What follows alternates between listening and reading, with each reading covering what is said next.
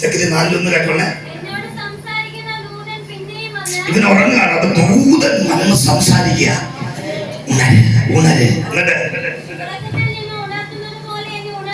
ഉണർത്തുന്നത് പോലെ ഉണർത്തി. എന്ത് കാണുന്നു? രാമൻ പറഞ്ഞേ, ഈ പ്രാർത്ഥനയുടെ പകലിൽ നീ ചിലത് കാണാൻ സമയമായി. നിന്റെ ആത്മീക വർദ്ധനയ്ക്ക് വേണ്ടിയുള്ള ചിലത് കാണാൻ പറയാ, വിശ്വാസം വർദ്ധിപ്പിക്കാൻ ചിലത് കാണാൻ പറയാ.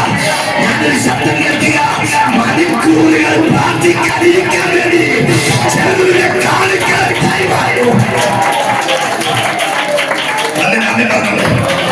വേദപുസ്തകത്തിൽ ഒത്തിരി പേര് കണ്ടു. മഗ്ദലക്കാരി മറിയ ഇരുട്ടുള്ളപ്പോൾ സുഗന്ധവർഗം പിടിച്ചെടുത്തു. ഒത്തിരി ഭൂതമുണ്ടാകുന്നവളാ, ഒരുപാട് നാൾ ഉറങ്ങാത്തവളാ. യേശു തൊട്ടപ്പോൾ അവൾ സുഖമായി കിടന്നുറങ്ങി. രാമൻ പറയട്ടെ, യേശു തൊട്ടപ്പോൾ അവൾ ഉറക്കം കിട്ടി. എന്നാൽ എല്ലാവരും ഉറങ്ങിയ സമയത്ത് അവൾ ഉണർന്നിരിക്കാൻ തീരുമാനമെടുത്തു. അവള് സുഗന്ധവർഗം ഇടിച്ചെടുത്ത് യേശുവിനെ കല്ലറക്കിലേക്ക് വരിക. രാമൻ പറഞ്ഞു, ആ കല്ലറക്കിലേക്ക് വരുമ്പോൾ ആരും കാണാത്തൊരു കാഴ്ച അവള് കാണാൻ തുടങ്ങി. അവൾ ആരെ പ്രതീക്ഷിച്ചു വന്നോ അവനവളെ വെളിപ്പെട്ടു വന്നു. എങ്കിൽ ഈ പ്രാർത്ഥനയുടെ ഈ മണിക്കൂറുകളിൽ ഇനി ഇവിടെ ഇരിക്കുന്നവരെയല്ല കാണാൻ പോകുന്നത്, അദൃശ്യനായ ദൈവത്തിന്റെ പ്രവൃത്തികളെ കാണാൻ.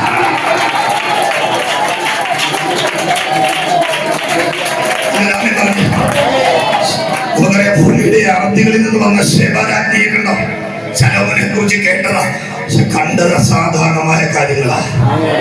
3 പ്രധാനപ്പെട്ട കാര്യങ്ങൾ സെഖരിയാവ് കാണുകയാണ്. വായിക്കാം. 1-ാമത്തെ, അത് മാത്രം പറയാനേ സമയം കിട്ടത്തുള്ളൂ. പെട്ടെന്ന് നമ്മുടെ പ്രാർത്ഥന അവസാനിക്കും. 1:8.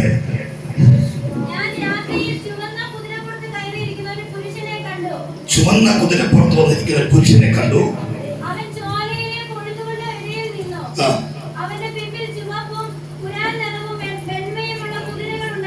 മതി. 18-ാമത്തെ വാക്ക് ശ്രദ്ധിക്കുക. 2-ാമത്തെ കാഴ്ച, 4 കൊമ്പുകളെ കാണുകയാണ്. 20-ാമത്തെ വാക്ക്, എന്തൊക്കെ കണ്ടു?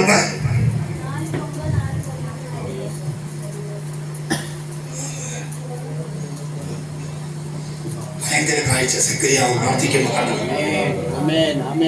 ദൈവം നട്ടതിനെ കാണുക.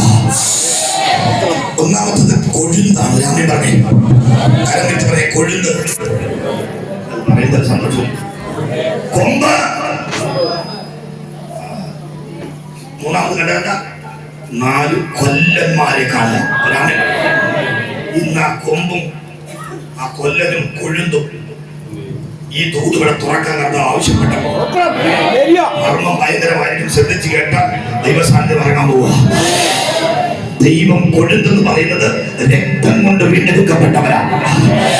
രാമനെ കൊഴുന്തെന്ന് പറയുന്നത് കർത്താവിനാൽ വേർതിരിക്കപ്പെട്ടവരാണ്. വാഗ്ദത്തമുള്ള നീയാണ്. രാമൻ പറഞ്ഞേ, ഒരു കൊഴുന്തിനെ കാണുക.